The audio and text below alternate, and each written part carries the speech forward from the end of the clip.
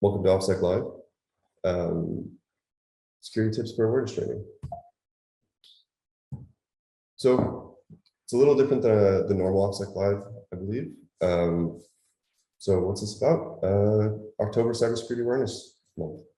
I'm sure anyone who's out there looking at other organizations, there's been a lot of campaigns for security awareness.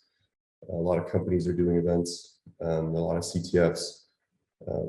So yeah, we're doing a little bit of a security awareness presentation. So we want to address, some common topics that get brought up with security awareness training. Everything from authentication, a little bit about hardware, keys, and MFA, and jump around to a few of like the emerging or current threats that we're seeing.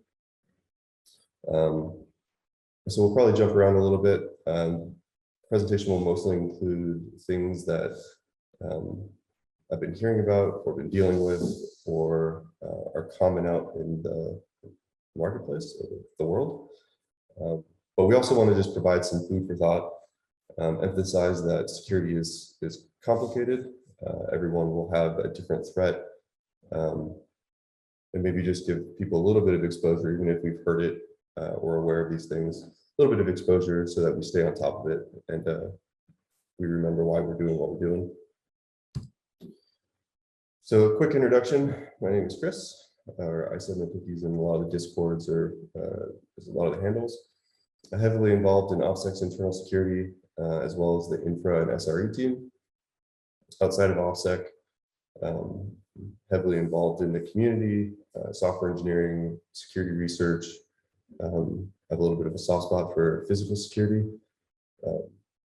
Yeah, all over the place. But a lot of the times, because of the positions that a lot of us are in, especially within our personal lives, we get asked a lot of questions about cybersecurity, especially with all of the news showing the breaches or people getting attacked. It's always nice to kind of be aware of some of the ways that we can protect ourselves or help other people protect themselves. So yeah, what are we worried about? So as we talk about a lot of cybersecurity awareness trainings, obviously we're trying to reduce the threat of stuff. A lot of times we're dealing with things like social engineering. That's a big one that we all hear about. Third-party exposures. As a general, like poor security practices that a lot of us take for granted. Poor data management, which we'll get into. Obviously malware, that's a huge topic that everyone talks about and is worried about. Physical security issues, we may touch on a little bit, but I think a lot of that's left out as we start doing, cyber trainings, but they're becoming pretty popular for attackers. And then obviously we're always going to be worried about already being breached or already having exposure that we're not aware of.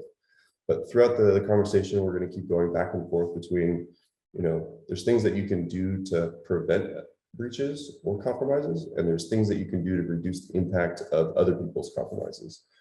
So it's not 100% your responsibility to protect yourself. You put trust into other people. So sometimes we want to make sure that when other people fail, it's not the end game for you.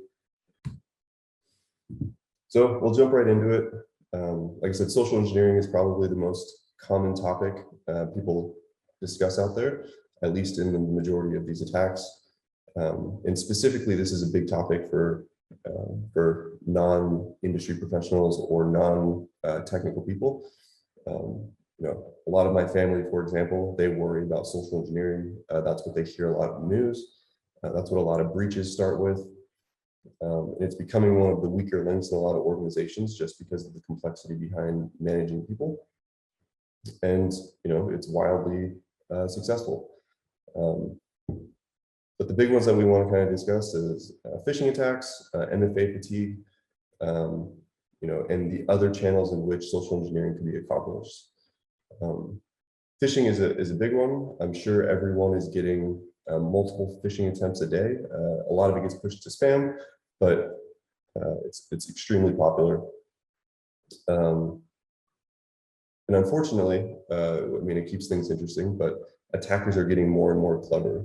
We have things like malvertising. We have things like cross-site scripting.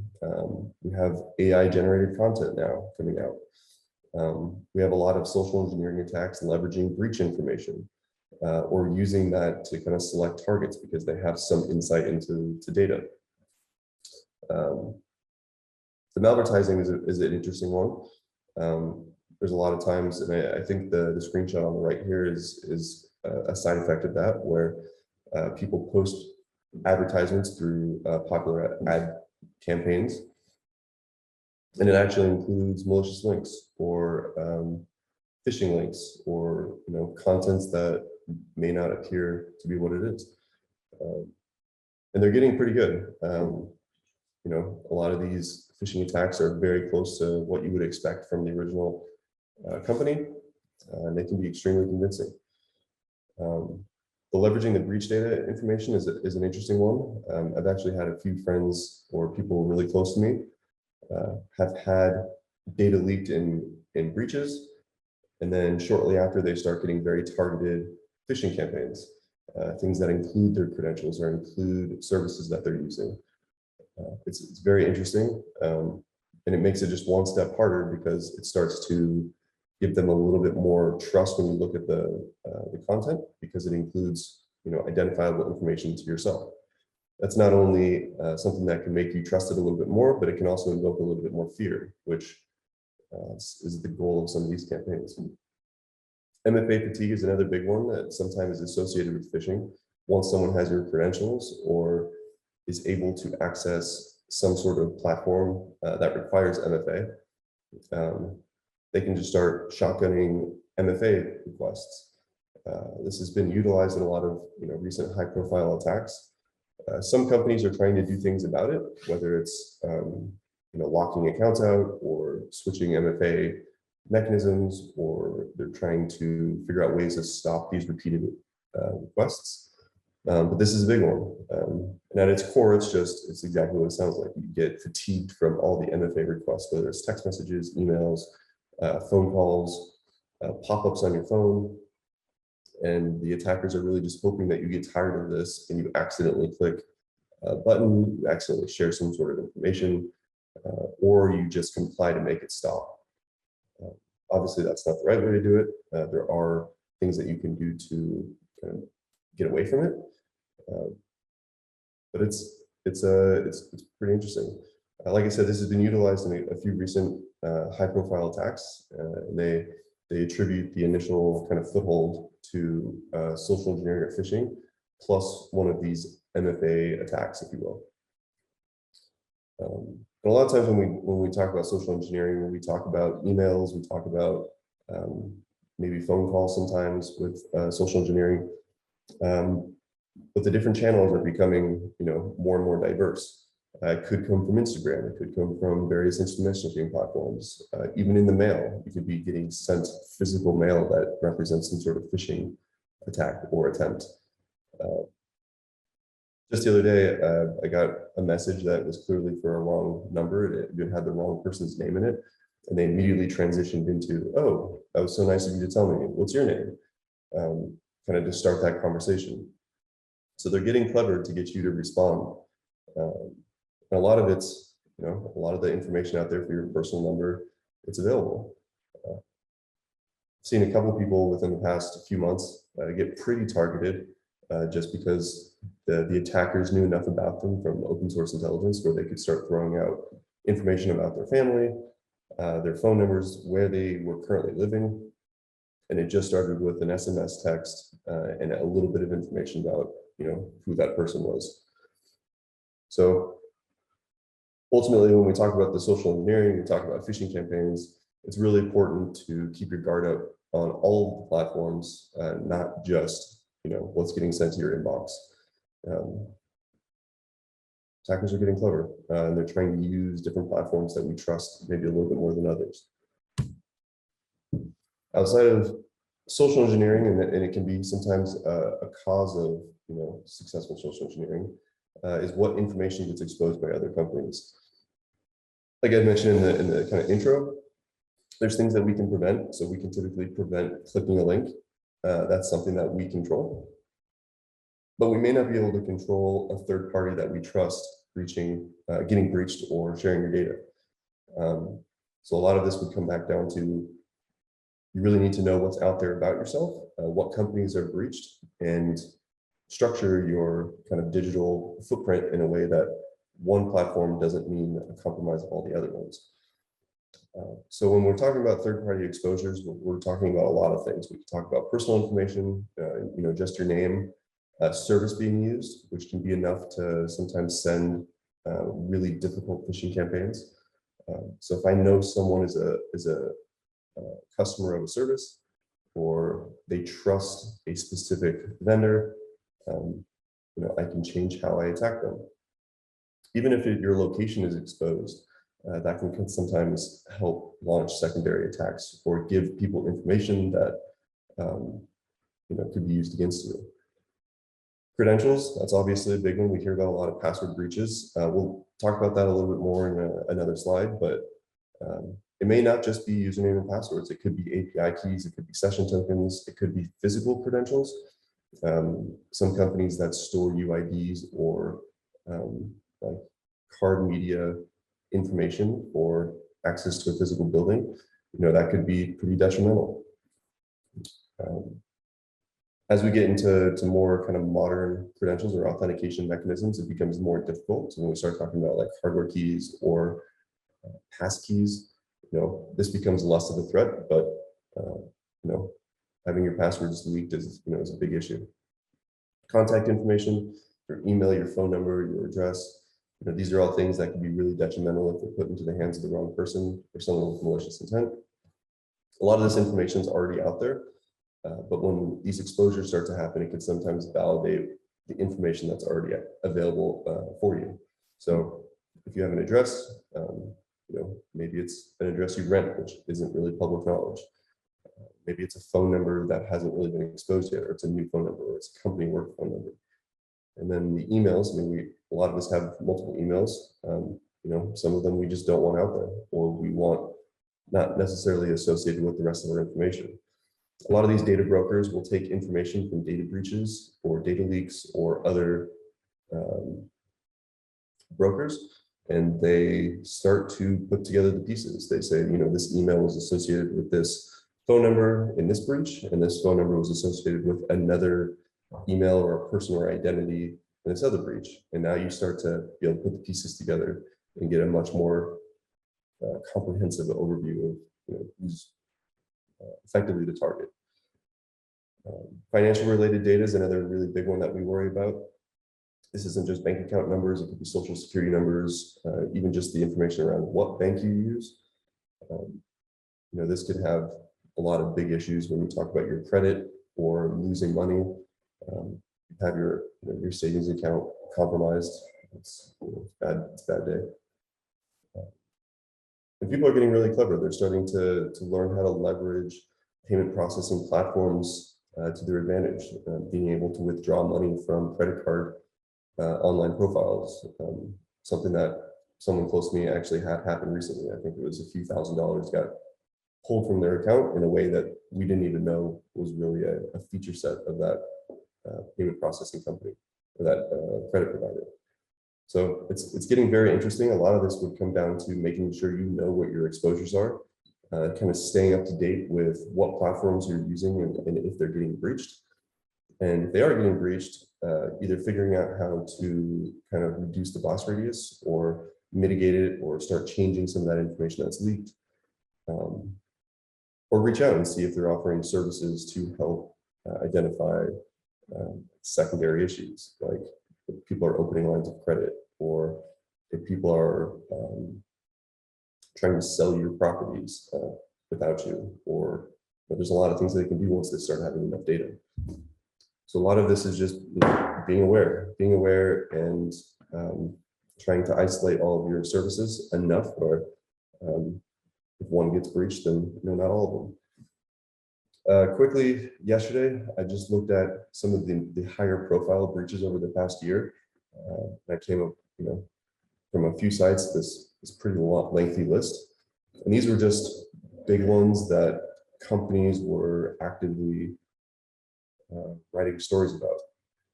I'm sure this list is magnitudes longer if you had a comprehensive overview of everyone who's been attacked or breached in the past year. But if you start to go through these, there's a lot of services that we use that gives you a little bit of like, huh, that's not ideal.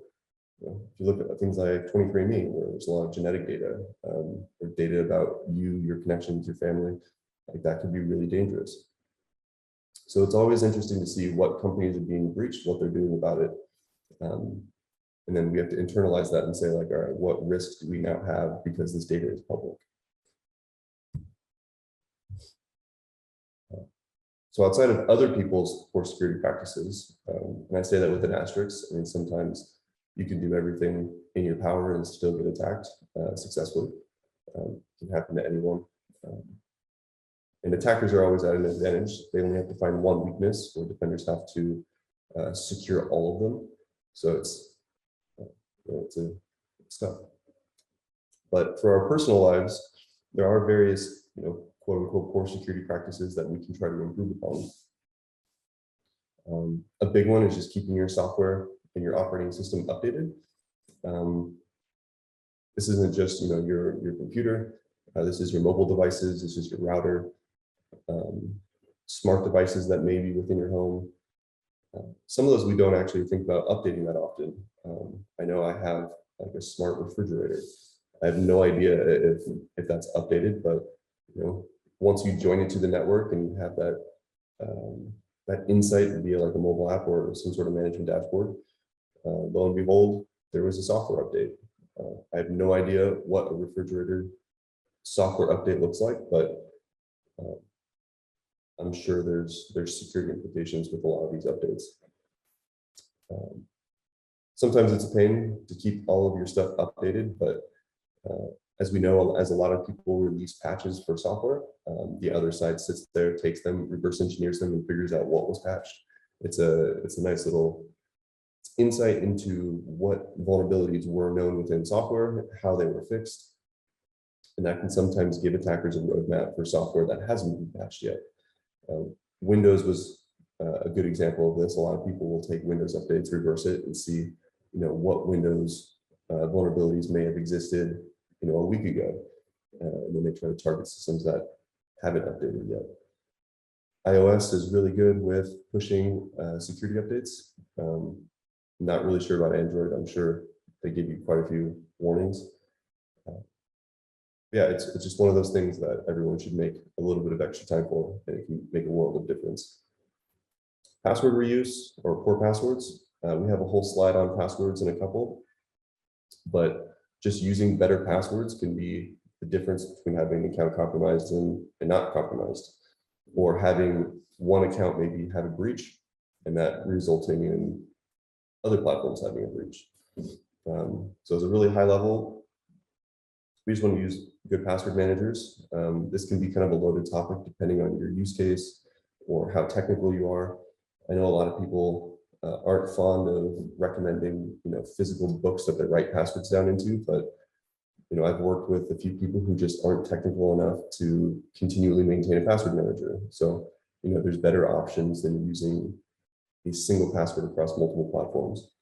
And it really comes down to figuring out what works for you and figuring out what works for your quote unquote threat profile. Random passwords is kind of an interesting concept.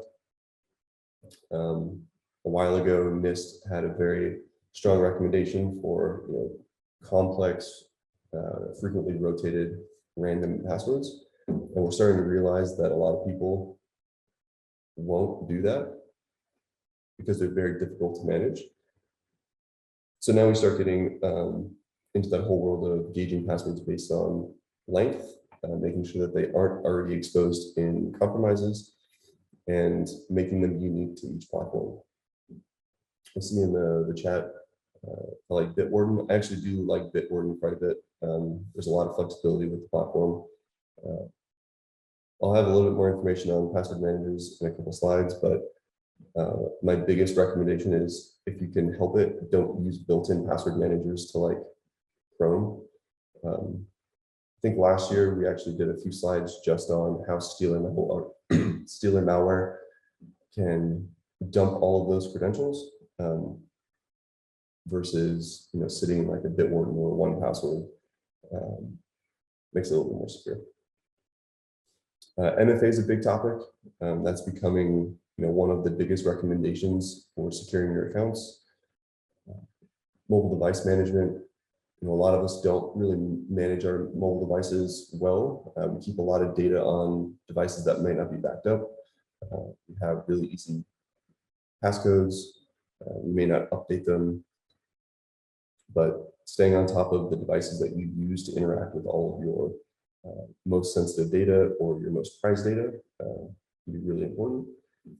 Network device management is another one that a lot of people don't consider, and some routers don't auto update. So some can be very important to sit there and say like, hey, is my modem updated?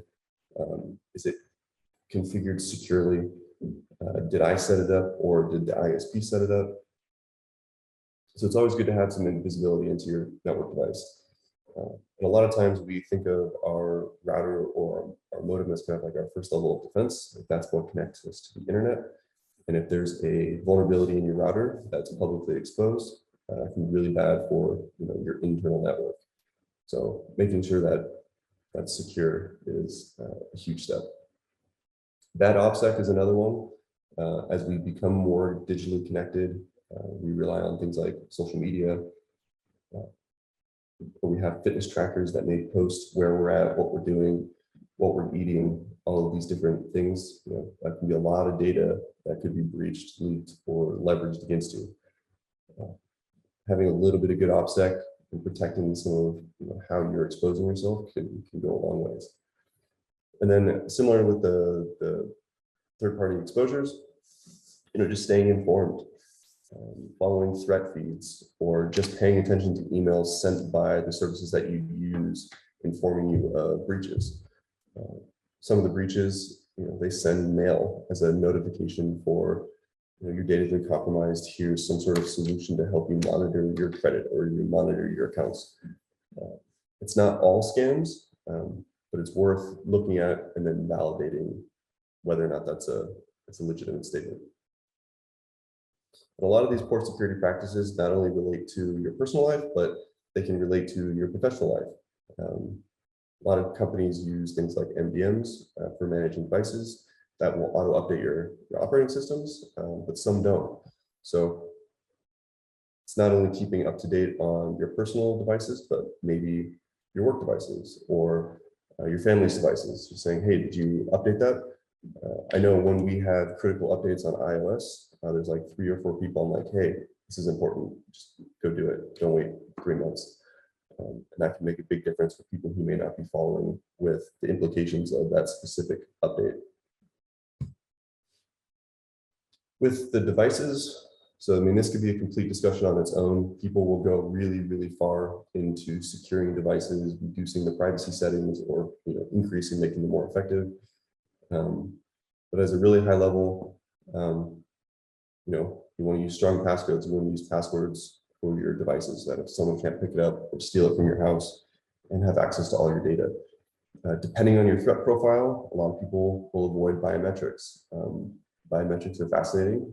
They're super convenient when you start talking about like fingerprints or facial recognition, but you can't change it. If it was ever leaked or someone could replicate it, someone got a fingerprint pulled from something. I know it's very Hollywood, but oddly enough, I've seen it happen in different types of like red teaming engagements. But you could have discussion on how real life that is, but it's very possible. And that's one of the big things that we want to just keep in mind is some of these things are possible. Like I said, keep your devices updated. Security patches can be great. And it's not just updating it to the latest version, it can just be updating to the latest security patch. So we're not saying you have to update from Mac OS 13 to 14 or Windows 10 to 11. We just have to make sure we have the security patches that are updated. If you have a system that's so old that they're no longer releasing security patches, then you really need to consider updating to a maintained version. But some people stress about updating to newest versions of whatever operating system gets released or whatever mobile device operating system, and that's not really what we need to do. Sometimes it's nice to have the new features, but you really just need to watch for security updates. It's really important to know your settings. And this is always kind of a fun exercise, which is just go through your settings on your mobile device or in a specific app setting and see how many privacy settings exist. A lot of times on default, they share a lot of things for marketing, for usage, quote unquote, like debugging data. But a lot of information can leave your device with default settings. And there's a lot of resources out there, like open source intelligence with emphasis on privacy that can help say like, hey, there's a lot of features on Chrome that will share telemetry, or there's a lot of features on iOS that will share data back. A lot of times it's not a big deal, but it's always nice to know what kind of data is being pulled from your device and what levels of access it has. But browsers can be highly configurable. So there are a lot of different privacy settings that you can configure. And browsers know a lot about you. It's one of the main interfaces that we use to interact with the world. And increasingly so. So you either have native applications or you use these web apps. A lot of companies are going the web app route because they're easier to just push out across the entire market rather than having like specific device applications. So they know a lot about our, what we're doing on a day-to-day, what services we're using, credentials possibly. In the chat, the standalone program, if you're on Windows rather than browser extension, I mean, I would highly recommend that. If you don't have updated browsers, there could be a vulnerability that allows something to exploit your environment. And then that may be one of the first things that has access to or is trying to do is dump not only your credentials stored in the browser, but session tokens that may still be active, your browser history, different cookies that could have data about the services you use or yourself. So it's always nice to have a standalone program to manage really sensitive things rather than something built into a browser or replicated through like Google. It's usually not the security of where your data is stored. So if you have, like, for example, Chrome, and you're using the built-in password manager for Chrome, it's not really the hosting of it in the cloud that I'm worried about, although there are risks there. It's just the exposure that your browser has to it on a local level. So locally exploiting it rather than having some data in a Google warehouse or data center being breached.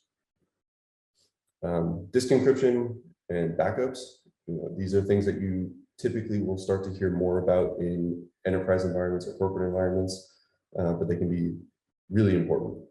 It doesn't take much to enable disk encryption on devices. Some devices it comes default, but it's always nice to check. But we also want to look at where our backups are. Is it doing it regularly? I know iOS, I have an iOS, so a lot of the examples will probably go back to Apple devices or operating systems, but a lot of the stuff gets backed up to the cloud pretty regularly. But I've also looked at my phone before and it's been 3 months since a backup for some reason, something I didn't approve or some update that stopped it from happening until I interacted with it. So it can be good just to go validate that you actually have backups of your stuff. Things like laptops become a little bit more difficult because you don't necessarily want to back up your entire laptop. And some services will back up specific folders by default. I think Windows has some features that they push into your setup of the system about pushing things to OneDrive. But you can absolutely figure out good ways of backing up your stuff and storing it securely. So your backups stay encrypted. They're stored somewhere that's not next to your device. We're not just worrying about theft. We could also be worrying about like natural disasters or fire, or if your computer explodes and it's sitting next to an SSD that also goes up in flames. So just things to think about where, how you back up your data, how often it is. If you were to have your computer thrown out a window right now, how much data would you lose? What would you be really upset about losing? These are all questions that you can kind of ask yourself. as you kind of go through this process of hardening your digital footprint. Like I said, with a lot of devices, we forget about our routers and Wi-Fi. And this kind of goes back to a little bit of the comment in the chat about encryption on internal network. It can be super helpful. It's really easy to encrypt data today. There's a lot of services for free certs, or nearly all modern hardware or all modern software is supporting some sort of encryption. So it makes it really easy. There are reasons why you may want to keep internal data unencrypted, especially when we talk about like system architectures for like websites or web applications or different environments, but we're kind of getting to a point where everything should stay encrypted in transit. It's just a good thing to follow. And if you know enough about it to say like, well, there's an edge case or there's a use case for not doing that for some reason, then you're already kind of a step ahead and you've considered the implications of it. But encryption on the internal network, I think, is a really good thing, just as a blanket statement to facilitate. And if you have a specific use case for why you shouldn't do that, it can be a really good conversation, but you've probably already considered that when you make that decision to not. And I always like to say physical access trumps logical controls. A lot of times if someone steals your computer, a lot of the things that we rely on aren't in play anymore. I talk about this a little bit when we talk about things like red teaming or having an environment compromised by like a threat actor. You can have all the firewalls in the world, but if someone just walks in and walks away with your server, you're at a disadvantage. The firewall's not really doing much. So it's something to consider. And this kind of goes back to enabling disk encryption and just being aware of where your devices are, what kind of security is associated with them. So back on the password management, just because this becomes a really important topic, just at a high level, you can see some of the data breaches that included credentials. I highlighted the RockU because that's one that we use really frequently in pen testing or CTFs. It's kind of the de facto, the first one that we want to try if we're trying to crack credentials. But I mean, this is a lot of credentials that have been leaked, and this really comes back down to trying to be aware of what passwords you're using that have already been compromised. A lot of standalone password managers, a lot of password managers in general, including like Chrome, will give you warnings saying, hey, this was discovered in a breach. And you have things like, have I been pwned, that you could look up a credential and say like, hey, has this been included in any of the recent data breaches? Modern password managers, modern devices, they're starting to use this as kind of like a standard process. They want to check that your passwords are complex enough within a certain degree, and they want to make sure that it hasn't been already breached. And this could include it already being breached or it just being replicated or reused across another account. So your password managers have a lot of good data. You just have to look at it. Sometimes it's hidden away, or it's not on by default, or you're not getting the notifications in a kind of an obnoxious way, and we don't look at it. I think it was just like 2 weeks ago, someone was like, did you know that there's a whole thing in iOS's password manager that shows you which credentials are breached? And I'm like, yeah, that's a great feature, but it's kind of hidden. So it's always nice to look and take that kind of stuff seriously. But it doesn't have to be expensive. Bitwarden was brought up. There's open source versions. There's self-hosted things like KeePass or Pass. There's a lot of ways that you can store passwords that aren't embedded in a device that you use. And there's a lot of options. If you don't want to use a password manager for whatever reason, or you're trying to help someone who isn't able to, whether it's they just won't, or they don't have that kind of technical persistence, I guess we'll go with, to continue to keep that updated. There are other ways that you can separate all of your credentials. And that's whether like you have a single credential that you'll remember, that's complex enough, that hasn't been breached. And then you just add something new per platform, whether it's throw the platform through an MD5 hash, or you make up a nickname for a platform that you'll remember, or maybe you track the the salt, and then the rest of it gets kept out of your 1Password if you're really worried about like password breaches. So there's a lot of clever ways that you can take what's provided and increase it to another level of security. Long random passwords can be super annoying, which is why some people are going to like these passphrase kind of passwords or credentials. It's 3 to, let's say, 3 to 6 random words that are pushed together. Not only can it make it easier to type, but if you actually had to remember it, to say it was on a login for your computer, and you have to type it day after day, it makes it a lot easier to type than just a slew of random, special characters. And just consider your threats. Some people have to go as far as using hardware tokens or smart cards or some of these kind of more complex ways of authenticating yourself to a system. But some people can absolutely just store it in a notebook, and they're not worried about someone walking in and stealing it and having a company compromised. Maybe that's what works for them. But when it really comes down to it, we want to avoid, password 123 shared across every single account you have.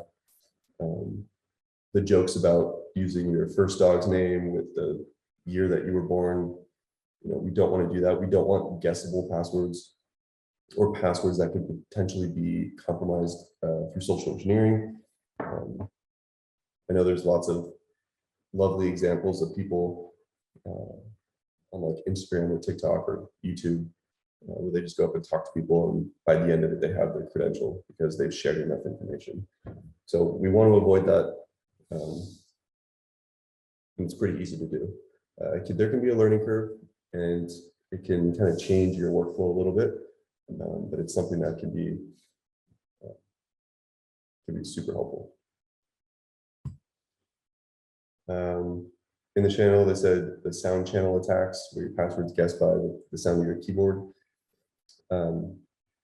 If that's part of your threat profile, then good luck. But no, that's not like a super common thing that we have to worry about. There are different side channel attacks that could be leveraged to pull keystrokes or different side channel attacks for what kind of encryptions you use on systems. And that's kind of like your theoretical limits of what threats are. And if you're worried about a nation state attacking you, then maybe those are things that you have to consider. But for the 99% of the world, these aren't huge things that we have to worry about. Sound is really interesting, though. I saw there was a theoretical attack on locks where they could decode a lock based on the sound of the key going in the hole. So there are really, really cool attacks out there that are attacking security systems through sound or through pulling different signals from devices. And it's always nice to know, but I think it's also important not to harp on that, because if you start to look at these really, really complicated attacks, really sophisticated attacks, and that's what you're worried about, you're going to drive yourself into a black hole of paranoia. So there's definitely a little bit of give and take here. You don't want to go overboard where you've locked yourself in a basement, but you also don't want to make it easy for people. So with the secondary thing, there are ways that passwords can be compromised, whether it's just being leaked from a company, you telling someone, it being reused across different platforms, or anywhere up through sound or side channel attacks. So that's one of the main reasons that the next conversation we typically have is with multi-factor authentication. So it's just a really quick overview. When we authenticate to something, we use some sort of credential or we use some sort of data. It can be something you know, have, or are. So in the know, we have our passwords, PIN codes, security questions, even something like your username. There's something that you have. We get into physical devices like your cards, your key fobs, security tokens.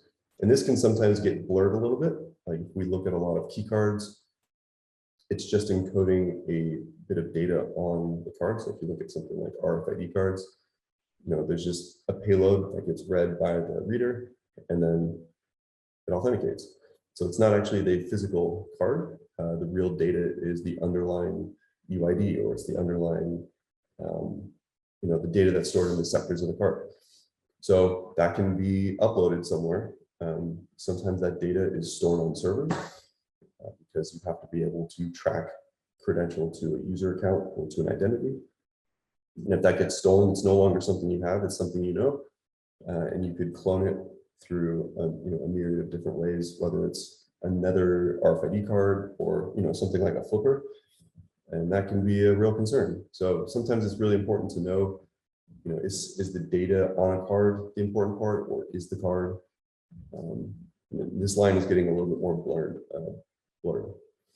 And then lastly, we have the something that you are. You have your fingerprints, face, voice, even things like behavioral. There's people playing with things like your gait, how you walk for identifying a person, or having that as a secondary factor of identification. People have played with the kind of behavior when you type. So there's a pattern for a lot of people when they type a credential or a specific phrase. So this can be anything that's more or less unique to you. But multi-factor authentication really comes into play and answers the question, so what happens when your password or an account is compromised? So if I have someone's password, is that the end all, or am I on to stage 2 of some process to get access to an account? So when we look at multi-factor authentication, it's literally multiple factors of authentication. So typically we like to have multiple factors in different groups. So you have a password, which is something you know, and then maybe a certificate, which is something that you only have. So we want to mix it up so that you can't have 2 passwords leaked, or your password and security questions, and it'll be over. Or a username. Sometimes they're random enough where that's actually part of the reason, that's part of the authentication process. And you'll see a lot recently, and a lot of like 1Password's pushing it. I'm sure anyone who uses 1Password's had the notifications pop up when you're authenticating that passkeys are available. Apple started using them. Android has options. I think Chrome and some of the browsers are now using this as an authentication mechanism. But passkeys are becoming really popular, and they are significantly more secure than kind of our traditional ways of authenticating. At its core, passkeys are just they're asymmetric encryption mechanisms, so public-private key pairs, and you never let the private key out of your possession. And sometimes it can be backed up to a cloud, so you get into some conversations there, but the good things about it are if someone compromises the system that's using a passkey, they may only get the public key, and then they don't really have anything. They need the private key to do anything. The other really interesting thing about a lot of passkeys are those certs, or those credentials, are typically bound to a service. So when you create your passkey, it explicitly binds itself to a URL or an identity. So if you're logging into Google, your passkey identifies that you are actually logging into the real Google based on like TLS certs or a mechanism of authentication from their end. And if you came across a phishing site, it won't work. Like it just won't work. It'll validate that you're logging onto a site that isn't valid, or it's not official, and then it just doesn't work. So not only are passkeys a little bit more secure because it reduces your impact if a service is breached, but it also can help you avoid being phished. It's not to say that it's the end all for phishing. There are some interesting ways people leverage this to still gain access, and there are vulnerabilities in some of the implementations at some level. So a whole nother conversation, but it's a really good step. In the chat, the favorite way to manage passkeys, like I personally really like 1Password. I think it's a great password manager. They have a really easy way to manage passkeys. Apple has a really easy, kind of interesting way to manage passkeys, or this kind of their equivalent. So I go back and forth between 1Password and explicitly on my Apple device. Apple just makes it easy because it syncs across devices, and if you have like a single device, or like a hardware key that you leave behind, you're not locked out of an account if you need it.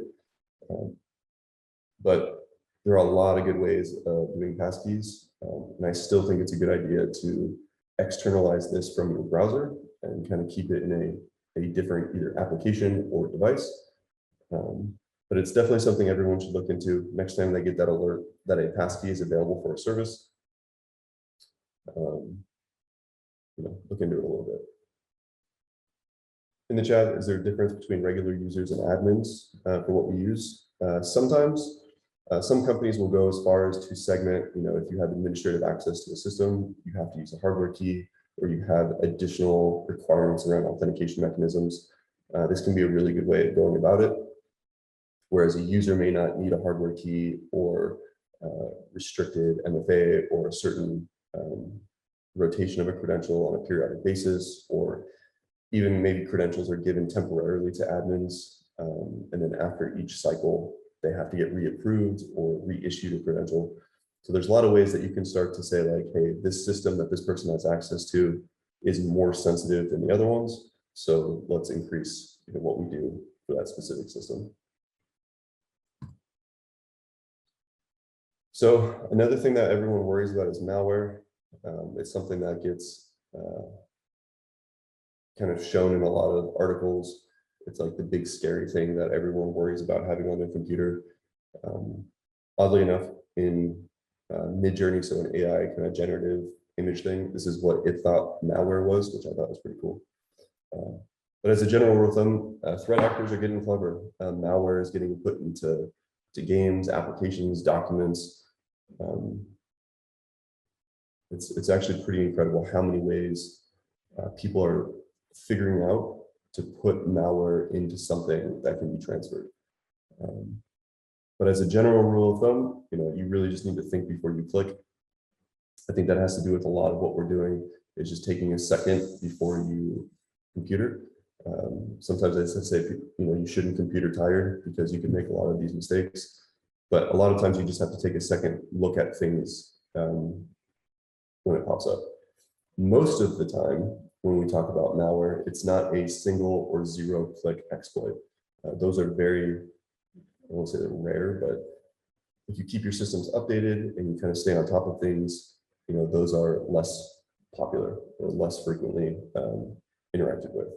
So most of the time with your run-of-the-mill malware or your phishing campaigns, you're going to have multiple chances to consider what you're installing. So you'll have to download something, you may have to accept the warning, you may have to press an installation button, you may have to put in your root or administrative credentials.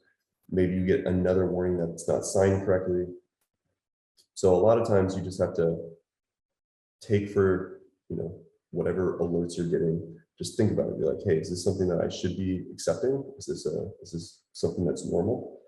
And a lot of times with malware, you can avoid malware if you just go through proper validated channels. If you want to download an ISO, maybe go to the person who's developing it, who releases data on how to validate it. You don't want to torrent things that are potentially sensitive. I know a lot of us try to get these kind of other software in non-traditional ways, but it can really go a long ways if you just go through official channels, whether it's the Apple Store, your App Store on Windows, not certified, but trusted package managers. That can be a huge step. And a lot of times, a lot of this type of malware can come from someone who you know, and whether or not it's them being compromised or if it's them not knowing what they're doing. They say, hey, this is a really cool game that someone sent me. You should check it out. Or, maybe their email was compromised. So it's not just enough necessarily to look at the spam emails and say like, you didn't get me this time. It can be really clever in the ways in which malware is distributed. But a lot of times, malware can be really difficult to remove after the fact, especially if you don't immediately know it's there. And there are things that you can do to kind of get indicators that you have potentially an issue. I threw a couple in here that I think are interesting, like Windows Defender is a decent solution. There's also things like Malwarebytes. There's also other things like Little Snitch or Knock Knock or Task Explorer, which can give you visibility into your network traffic or what services are running on your computer, what services may be popping up. on a restart or on startup. So there's lots of things that you can do to start to segment, potentially risky things, or segment really sensitive information that you don't want to get compromised. Like I said, you can go down a pretty deep rabbit hole with this. A lot of time it's just doing enough for your threat profile and not making yourself paranoid. Because a lot of us are in the security world, we'll do a lot of this for fun. And that can be a really good exercise when you download some of these tools just to see what's happening. They're probably going to make your life more difficult at certain settings, but it's something that can be really interesting. Data management we can do really quickly. A lot of people, especially in the day of the cloud, have poor data management. You either have way too much in the cloud, they're not pushing things to the cloud as a backup, they're publishing too much information. And sometimes it's not just you publishing information, it's what your families or friends are publishing about you. Maybe you have a parent that's really proud of something that you're doing, so they start posting it in their group, and their Facebook is public. Now that's something that maybe you didn't have visibility into initially, or you wouldn't have done yourself, but now it's out there. Another really big thing that's popping up is AI tools. And this can kind of get generalized past AI to just general software or general products or platforms that you don't own. So all cloud solutions, which is we're sharing a lot of information with services that we may misjudge. And that could be misjudged terms of service, what they're using your data for, who has access to it or visibility into it. A lot of AI tools, if you put something into it, it's not just between you and a chatbot, it's between you, potentially the model that's learning from it, potentially a human who's validating responses, or the world when the data gets breached. So you really have to be careful and unfortunately start looking at terms of services. A lot of platforms started releasing clauses in their terms of service that they could use your data for training models or for analysis, and that can be pretty dangerous. So a lot of it's just being aware and assessing those risks as they pop up. Backups, we talked. There's been a lot of times where people lose a device and they're absolutely devastated because all of their family photos or something that they can't get back easily is gone. So a lot of times we just have to consider that and know where we're storing our data, if it's properly backed up, if it's backed up to the cloud or to a physical device, the regions in which it's backed up. If you have your data backed up all in your house, and you have a catastrophic event at your house, that's not ideal. So some people will even go as far as backing up on some sort of cadence and then putting it somewhere else, at a friend's house or family's house.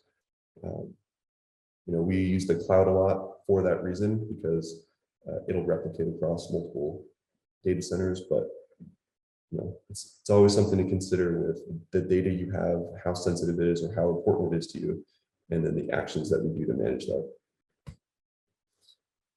And then the other big one is just already being breached. Is your system or device already compromised?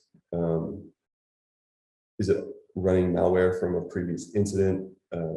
These are a lot of issues that we could be worried about. Some of this could come back down to, is it being compromised from whoever you're buying it from? Are you buying it from legitimate channels? Did you get your laptop off Craigslist and, maybe it was already partially configured or had an issue? There's some vendors who have questionable devices on where they're made or who owns the company. So it's always important to just consider that and treat it accordingly. This also comes back then to a similar topic of the software, which is making sure you buy it through legitimate channels. Sometimes you can obviously save money buying it through other places, and that can be really important. Depending on your use case, that may be totally valid. But as a general rule of thumb, it's nice to go through the trusted vendor or trusted channels. And then obviously, a lot of us already have data that's out there from breaches. It's not just, hey, I'm going to start today and pay attention to it. You could have had a breach from 10 years ago that had very important data that you just never known about. And more importantly, that's never been used against you. but that doesn't mean it won't be used. So a lot of times it's nice to go, stock yourself or do a background check, pay a couple dollars to go get a comprehensive overview of what some of these data brokers have for you. And it can be really eye-opening on what data is out there. And then at least you know what could be used against you. So if someone texts you with data that you think is confidential or not public, and you're like, oh, they must know me. Maybe it's not that. Maybe it's someone who found a data breach or some sort of data from 10 years ago. And now they're just getting around to using it on a specific person. So just a really quick summary, some of the threats that we're dealing with are social engineering, third-party exposures, poor cyber practices, malware. Sometimes you can even get into like the man in the middle conversations where you start considering like VPNs. But a lot of times with TLS and kind of modern encryption with the channels that we use, it's becoming less of an issue. But things like the passkeys can really help where your credentials aren't getting intercepted. It's all things to consider, know that exist, and it can be a really good jumping off point for doing more research or taking more courses, or if you're really concerned about malware and how it affects the system, there's courses for it. Specifically, OffSec has information on how we could leverage that against platforms. So as long as you're aware of it, you can go down that next step of really digesting it and learning about it. But really the big step is just being exposed to the threats so that you can do something about it. And then as the last finish up, you really just need to know your risks and threats. What I may have to worry about is completely different than what someone else may have to worry about it. So security isn't something that just works across the board. And I think we really have to consider that when we help someone. We don't want to over-engineer their security solution and then make it unusable for someone. We really have to sit back and say like, all right, is what I'm recommending going to work for this person, or are they going to, in 2 weeks get annoyed and start to bypass it or make themselves even more vulnerable because they're using it incorrectly out of convenience.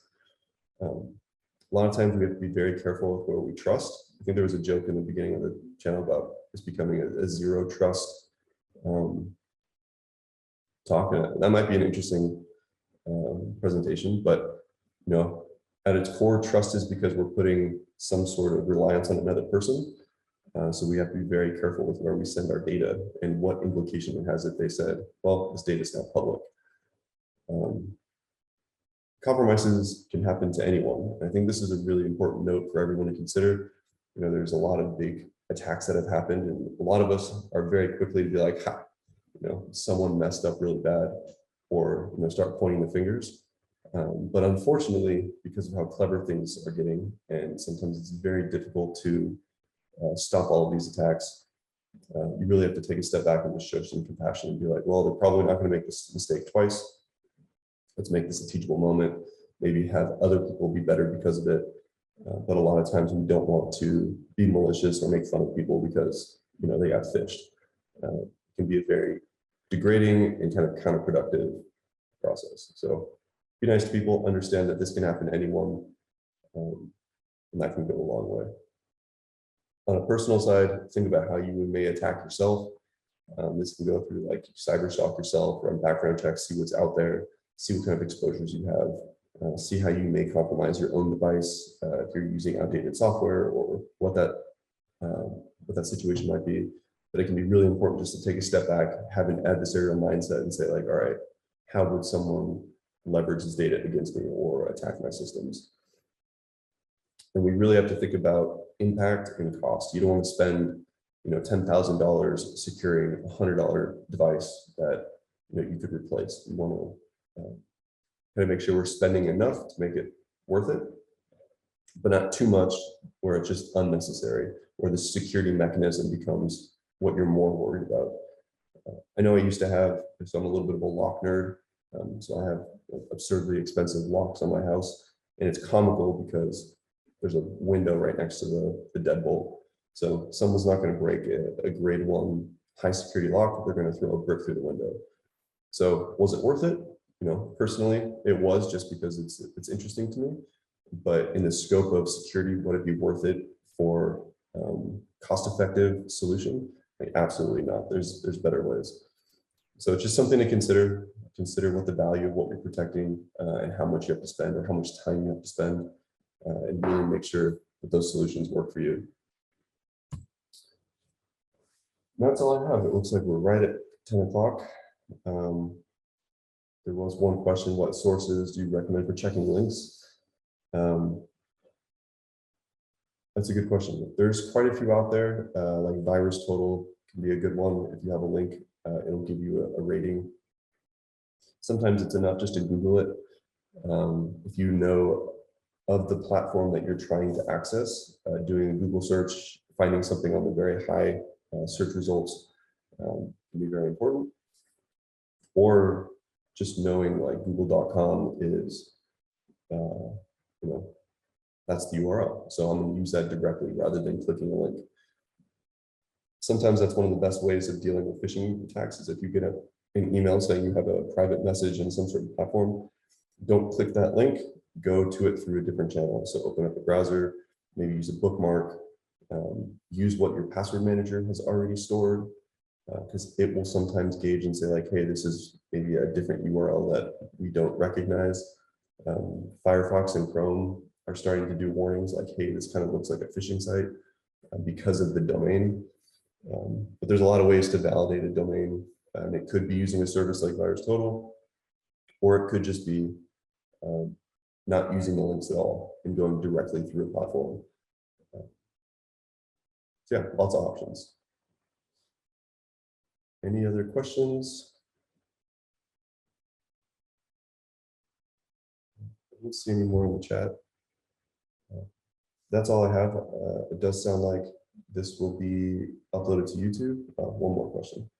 Share recommendations for a sandbox or jailing. Some platforms will do it kind of under the hood. Some browsers have sandboxing capabilities. Some people can go as far as using VMs for specific things. Have like the Cubes operating system, where you can segment VMs for different reasons. You can have like your very personal, I'm only going to access my bank account from this VM. Like you can go very deep into that kind of process of sandboxing stuff. If you're really worried about it, I like using a VM. It takes like very little time to open up a Windows or a Linux VM to open up a link. And then if everything explodes, you have no blast radius, theoretically. I mean, there's an asterisk there. But for a lot of people, maybe that's not feasible. Mobile devices like iOS does some level of sandboxing per process. And this is one of the reasons why we want to keep our phones updated, is they stay on top of some of the issues that could pop up from breaking out of those jails.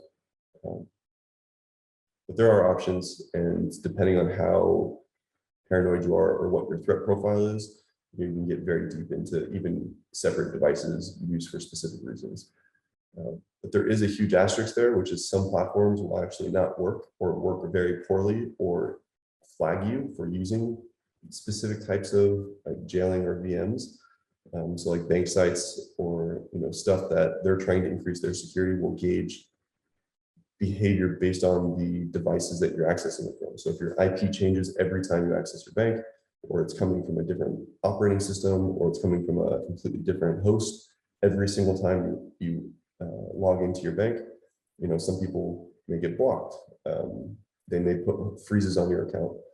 So it really comes back down to, there's a spectrum here.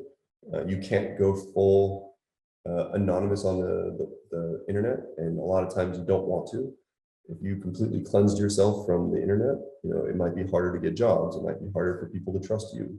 Lines of credit might be more difficult. Like your life becomes more difficult. So some people accept that, but at a certain level, like when we start talking about really breaking things into their own environments, there is pros and cons to it. So it's not just putting a bunch of time and effort into it. There's all pros. You gotta really have to take a step back and be like, is this worth it? Is it going to cause more trouble in my life because of it? So it goes back to one of the initial concepts here, which is security isn't easy. There's a lot of pros and cons to specific things that you can do, and a lot of it's just gauging whether or not that's right for you. And that can be a really important concept to not only use internally, but use for people asking you for advice. Like I said, if I want to use cubes and I want to segment all my stuff, and my mom says, hey, how do I protect myself? I'm not going to have her go through this process. It will never work for her. So you have to take a step back and be like, all right, let's figure out what works best for this person with their threat profile or the sensitivity of the data that they're using. And you can usually get to something that works for everyone. Cool. So in an effort to not go too far over time, I really appreciate everyone joining.